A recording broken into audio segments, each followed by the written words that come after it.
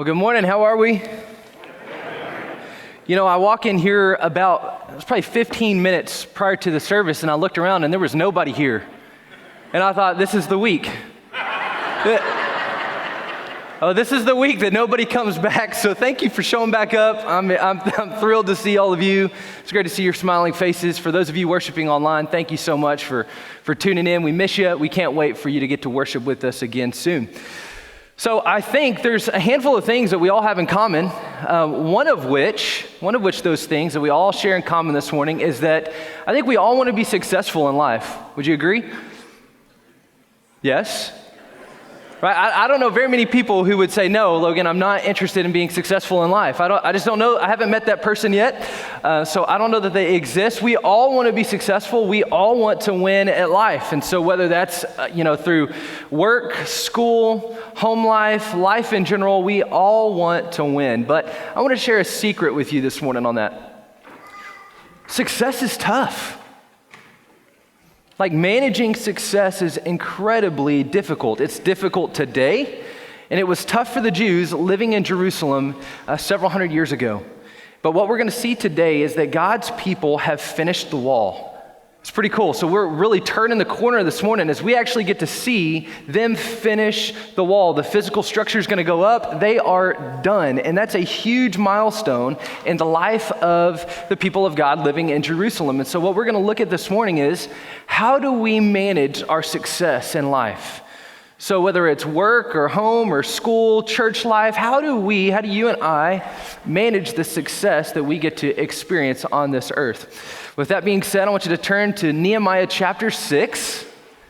Nehemiah chapter 6, I think Nehemiah does a good job helping us see, how do we manage success? We're going to finish out chapter 6, and then we're actually jumping into chapter 7 this morning. We're going to go through chapter 7, verse 4. So Nehemiah 6, 15 through 7, 4.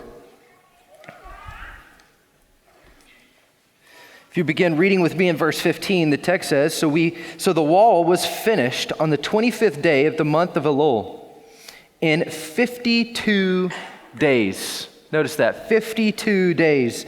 And when all of our enemies have heard of it, all the nations around us were afraid, and they fell greatly in their own esteem, for they perceived that this work had been accomplished with the help of our God.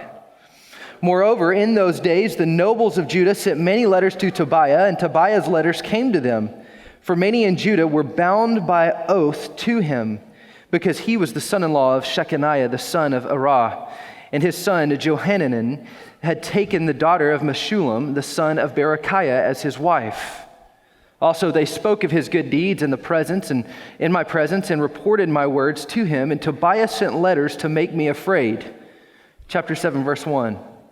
Now, when the wall had been built, and I had set up the doors, and the gatekeepers, the singers, and the Levites had been appointed, I gave my brother Hanani and Hananiah, the governor of the castle, charge over Jerusalem.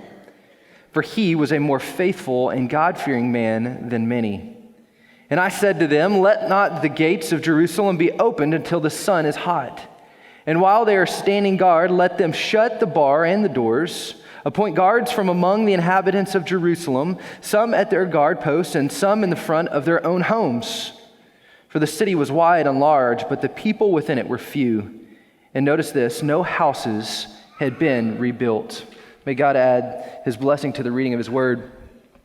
So I think there's at least 5 things that we can learn from the story and life of Nehemiah here in Jerusalem. Answering the question, how do we manage success? Well, the first one is this. The first one is, we've got to live with a big view of God. We always need to be asking ourselves, how big is our God? And so let me ask you this morning, how big is your God? Do you worship a small God? Or do you worship a big God? I want you to remember something from verse 1. Sure, they finished the wall. Man, huge milestone. But I want you to remember where they've been and where they've come from. You got to remember that this is a group of people who had experienced a complete defeat over the Babylonian army. The Babylonian army had come in, wiped them out. They were living in exile. And it was through God's power under the leadership of Nehemiah that he brought all of the people back together to rebuild the wall. It was God's power that brought them together. And so when everyone, including their enemies, and you know what, maybe even themselves, thought that, hey, this is mission impossible, God came through. But not only did they succeed, they accomplished this task in just 52 days. What did you think about that? 52 days it took them to rebuild the wall. This wall that seemed like there's no way that we could ever do this, and it took them 52 days. I want you to notice that it was just under 6 months from the time that Nehemiah received his call and served in the King Artaxerxes in Persia. It was just under 6 months from his calling to the time he arrived in Jerusalem to the time that they had finished building the wall. So just under 6 months. Church, how big is our God? How big is your God? You know, I think when God is big in our lives, I was thinking about this week. When God is big in our lives, when we serve a big God, our attitude changes from a we can't to a why not, doesn't it?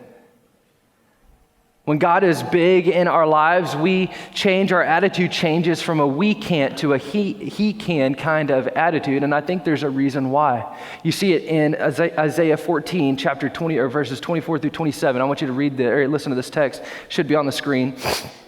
It says that the Lord of hosts has sworn, as I have planned, so shall it be.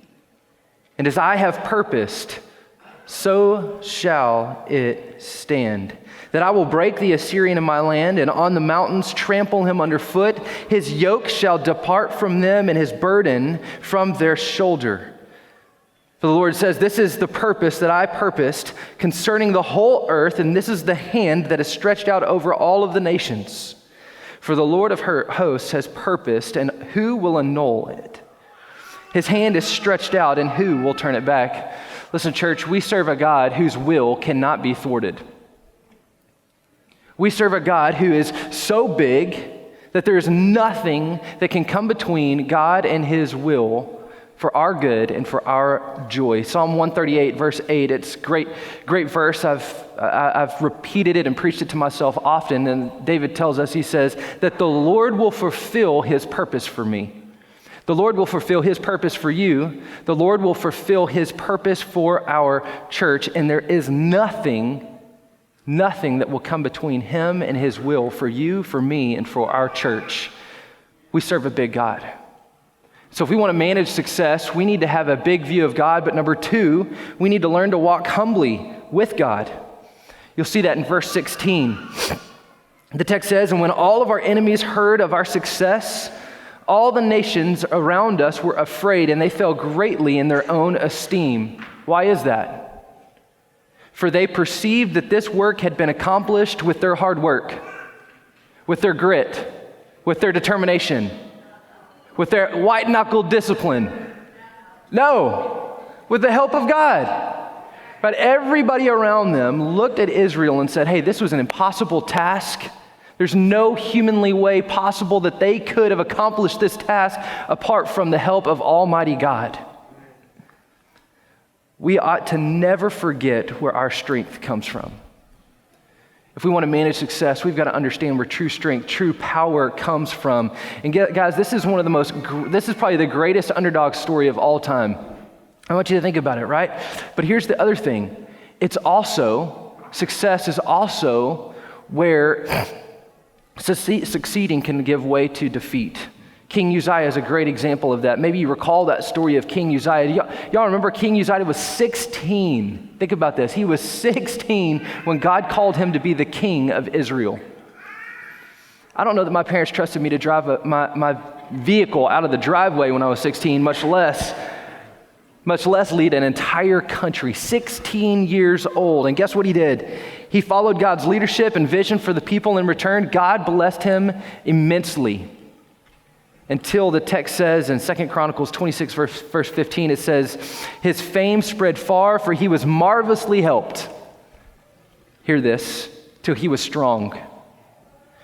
For when he was strong, he grew proud to his destruction. Managing success is hard. We ought to never forget, again, where our strength comes from. And I think oftentimes in the West, we can forget that. Right? We live with that just pick myself up by my bootstraps kind of people. And man, listen, that's a great thing. Discipline's a great thing, hard work's a great thing, but let us not ever forget where our success comes from in life. Let us never forget that our success, the houses that we occupy, the food that we eat, the food that's on our table, the cars in our garage, the bed where we lay down at night, let us never forget where those things come from. They are a blessing from the Lord to be received, not to be earned. Let us never forget that those who come to Christ and experience freedom from sin is God's gracious gift to you and to me this morning.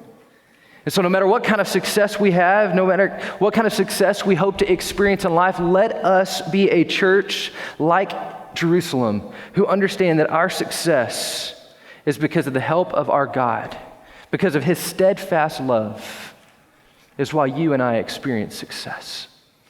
And so if we want to manage success, we've got to have a big view of God. We've got to live humbly before him. But then number 3, we need to walk with God, not against him.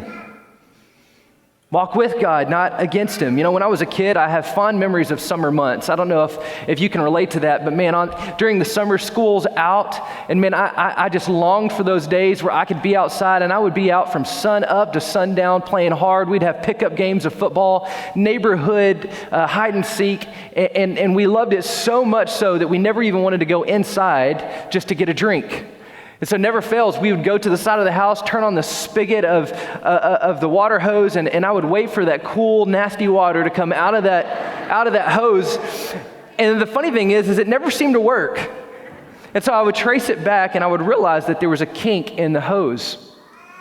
Well, oftentimes we too can become a kink in the hose, can't we?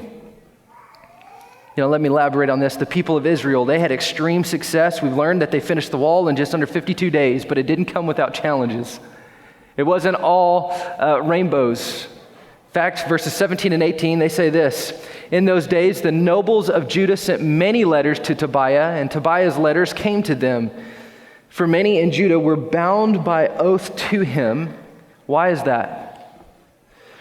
Because he was the son-in-law of Shechaniah, the son of Arah, and his son Johanna had taken the daughter of Meshullam, the son of Berechiah, as his wife. Now you may be thinking, what in the world does all that mean, all those names? And yes, I think I pronounced them all right, but you can be the judge of that.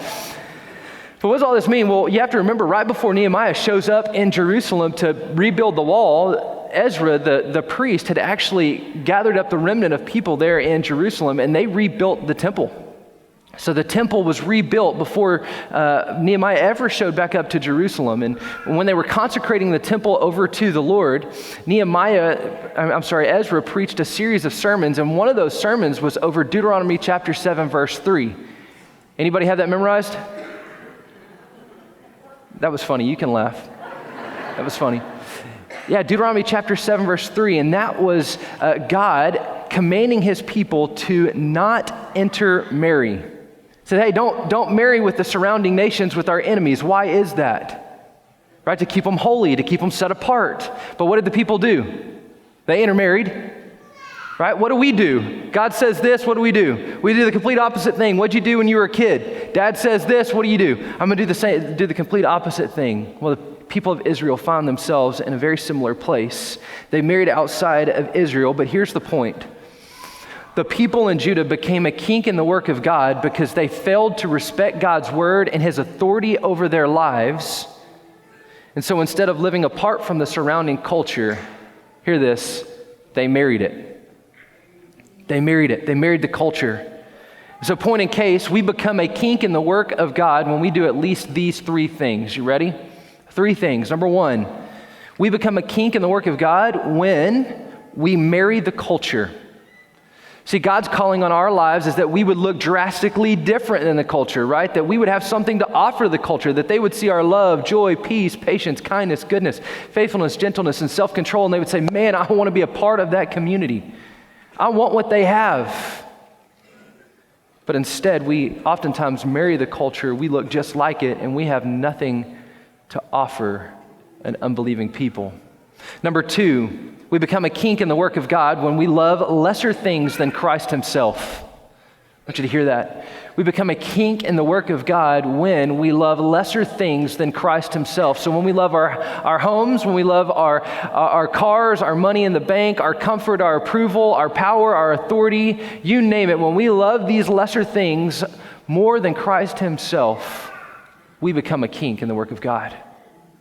Number 3, we become a kink in the work of God when we love ourselves more than the people that Christ gave himself up for. You have to remember that Christ came for the world. John 3:16, one of the first passages I'm sure many of you memorized. For God so loved the world that he gave his one and only Son, that whoever would believe in him would not perish but have everlasting life. God came and he gave his life for the world.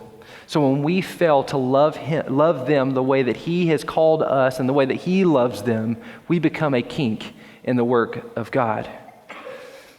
So if we want to manage success, we've got to have a big view of God, right? We've got to learn to walk humbly with him. Number 3, we've got to work with God, not against him. But then number 4, we need to harness true strength. We need to understand where true power, true strength comes from. In verse 3, Nehemiah, he appoints guards to guard the city gates, to guard the gates, to guard the doors. And I want you to notice who he appoints to do that work. Notice, look there at verse 3. What does it say? It's the gatekeepers, the singers, the Levites. Who are those people? It's the spiritual leaders of Israel. And you might be thinking, I know I was thinking, I was reading through here, and no offense to my fine arts folks, my wife is one of them, but I'm thinking, man, I don't know that I want fine arts folks guarding the gates. Like, I want some big soldiers, army folks. Like I want big, bold, maybe a gun, a spear, I don't know, but I want those folks guarding the gates. But that's not what Nehemiah does. He appoints the spiritual leaders to guard the gates, and here's the reason why. Because guarding the gates was ultimately related to restoring the worship within the city gates. You maybe recall from our first or second week of Nehemiah, we talked about that the walls being down were a symptom of a far greater problem. It was a heart problem. It was an inner part problem. See, they had been content living apart from God, living apart from his word. And so Nehemiah's objective is not just the physical structure, but also building the spiritual structure of their lives. And so while, yes, physical strength is of some value, physical strength will fail every time against our enemy. Every time. Every time. True strength is shaped by the fire, forged in the valleys, and it is sustained by hearts dependent on him and him alone. Listen, what we need as a church, what we need more than anything else, our hearts in love with God, surrendered to him and in his will, and saying, okay, God, whatever it is that you have for me, I'm all in. Right? When we're talking about being all in, that's what we're talking about, right? When we're all in with God, it's saying, you know what, God, there's some times where I don't understand your will. I don't understand what's happening. I don't understand what's going on in my life or with the world. I mean, just look at the news, right? I don't understand any of that, but you know what, Lord, I'm just going to submit my life over to you, and I'm going to trust you because I just believe that you know better than I do. So I'm going to give my life over to you. Which leads us to point number 5. Point number 5, my final point is this, that if we want to manage success well, then we need to set our minds to never arrive. We need to be a people whose mindsets are set to never arrive. In verse 4, the city was wide and large, but the people within it were few, and there were no houses that had been rebuilt. So the physical structure on the outside of Jerusalem is rebuilt. The temple's rebuilt, but the homes still had work to do. They still had work to do. The most successful people, I don't know if you know this or not, but the most successful people in the world have the mindset that they've just never arrived. You know, a few months ago, I watched a documentary, maybe some of you have seen it, but it's called The Man in the Arena. It's about Tom Brady. Great documentary series, but over the course of his interviews, one of the reporters asked him, they said, well, Tom, how do you manage success after winning so many Super Bowls? I thought this was brilliant. You know what he said? He goes, there's always something to work on, always something to get better at, always something to achieve. Man, what a great attitude. The belief that there's always something to work on, always something to get better, always taking that next step towards God, next step towards one another, next step for the community and for the world. We have to be a people who never arrive. Until Jesus takes us back or we stand in his presence, we will never arrive at the final goal. Let's be a people who set our minds, who set our hearts on being those folks who say, you know what, God, I'm just going to continue every day. I'm going to take another step towards you. I'm going to take another step towards you. And I don't understand what's happening in my life right now. I don't know why I've received that diagnosis. I don't know why my kids are acting like they are. I don't know why the world is broken. But you know what? I'm going to take a step towards you. And I'm just going to continue to trust you. And I'm going to keep putting my faith in you.